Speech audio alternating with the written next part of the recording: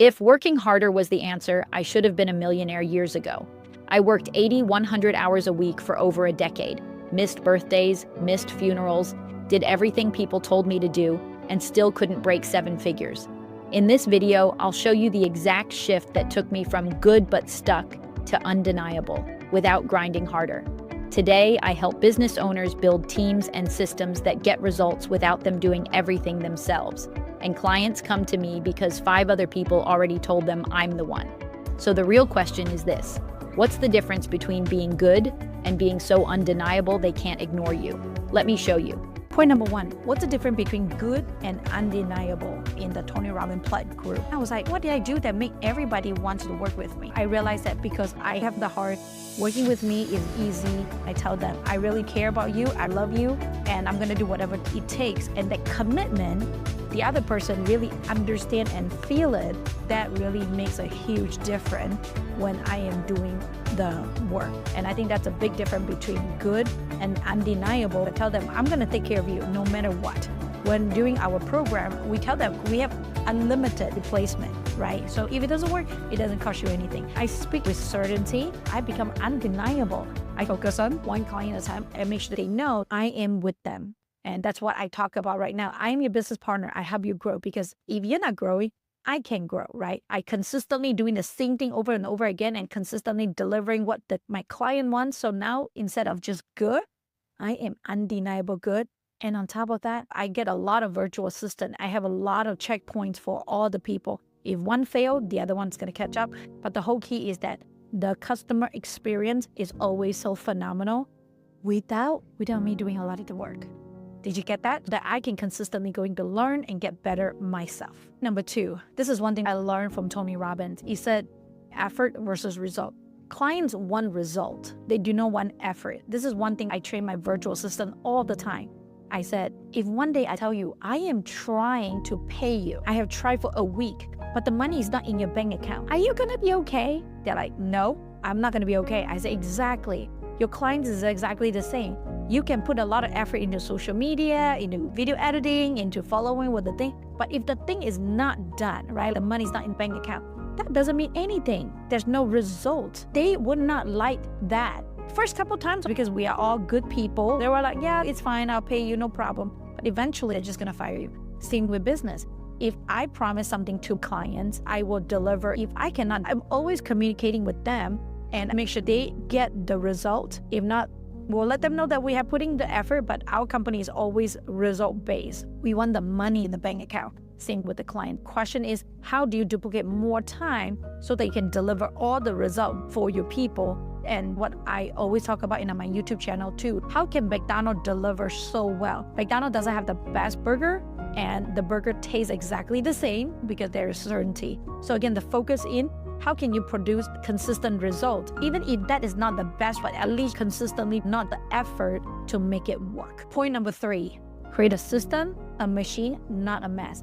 I come back from a business mastery with Tony Robbins. I know I love Tony Robbins. And Tony talked about money machine. How can you get the money that you make, put it into a machine that will generate money even when you are sleeping? Same thing with business. How can you create a system so that it runs itself, whether you work or you don't work? It will be a mess at the beginning. Honor it, celebrate it. I have a mess. Congratulations. Hire people good at SOP, good at systems, so they can do the system for you. You like to think, you like to create. You probably are not really good at putting things together and systematic. So hire people to create the system for you, to create a system for a company.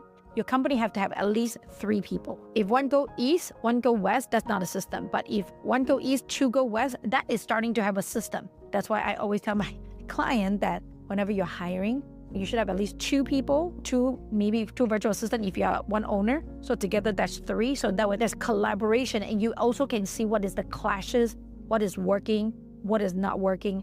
And if you really know all that, that is how the system is being formed. A system means that everything is agreeable and works for anybody when they come into the company, and you will always get the consistent result.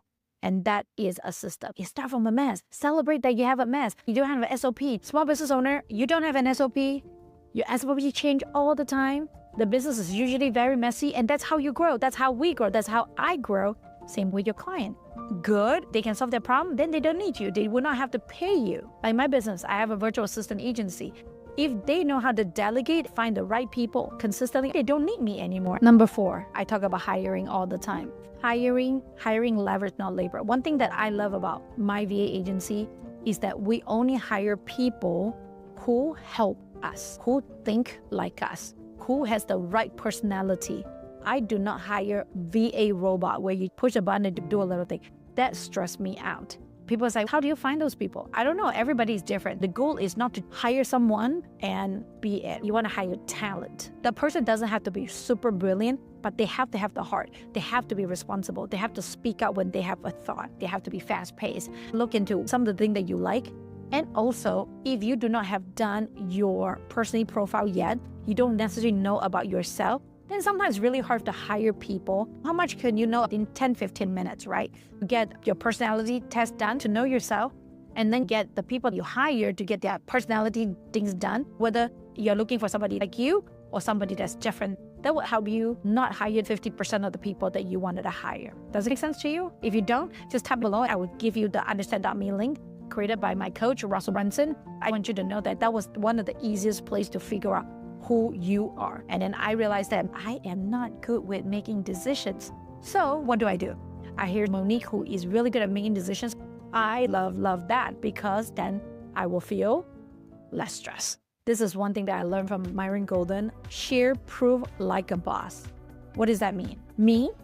My name is Phyllis. I have a client that say, man, thank you so much. Somebody say, man, I have not taken a break for 24 years and finally I got time off. If I don't tell other people, how would other people know that my service is really good? How would other people know about you? Maybe write down 5 things and then look into the mirror and tell people how good you are. I learned this new word, unapologetically. Hey, I'm doing really good. This is why. I'm doing really good in this. This is what people say. I work with, like for me, I work with a lot of the speakers in the Tony Robbins world. Tart Hartley is one of them. Siri and Beck, and many more. Before it's like, I don't really want to share. But again, like what I say, if you're like this, I don't know the shit, type it below. You're one of my kind. We're going to work hard together and tell people how amazing we are, because they don't know. What proof do I need to tell people how good I am? I am working with myself slowly but surely, right? And the truth is, you're good. It's how can you get good even more than what you already have? So that way your feeling is like, oh, okay. Instead of beating yourself, it's like, I'm not good enough. How do I know? Because that was me before. So you just want to consistently getting better and better every single day. And eventually you'll be undeniable. And find a group of raving fans from your clients so that they can brag about you. They will help me brag about my service, so I don't have to, but I need to learn to brag about myself. If you're not your raving fan, who will be, right? So again, these are the 5 top tips about how to become undeniably good that people cannot deny you on. Let me know the best tip you can acknowledge or some challenges you have getting from good to undeniably good. See you on the next video.